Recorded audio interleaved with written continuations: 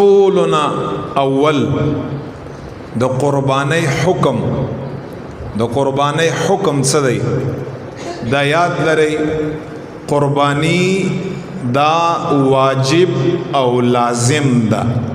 سنت نه دا واجب دا او لازم دا او د وجوب او د لزوم د پاره حدیث دی دا یاد لرئ قانون دا دی چې په احادیثو کې د کوم یو عمل په نه کولو باندې مذمت بیان شي مذمت وعید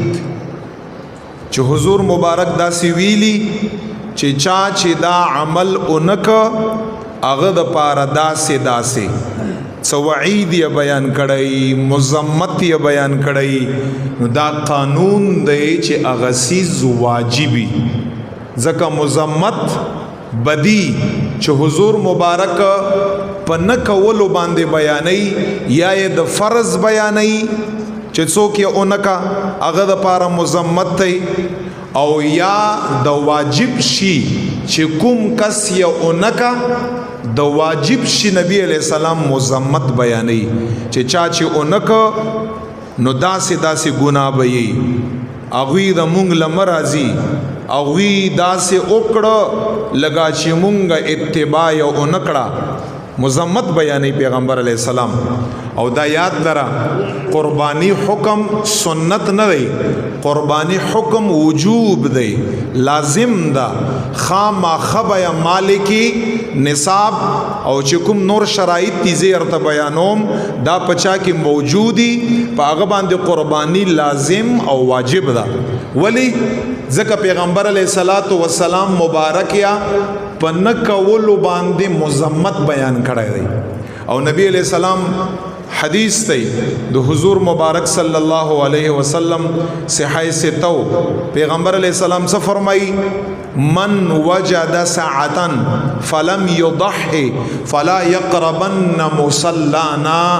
پیغمبر صلی الله علیه وسلم فرمائی چا چې وسو او قربا فلم يضحي او قربانی اونکڑا عام بوج نعوذ بالله اور تخکار شو یا عام حکم اور تخکار شو او قربانی اونکڑا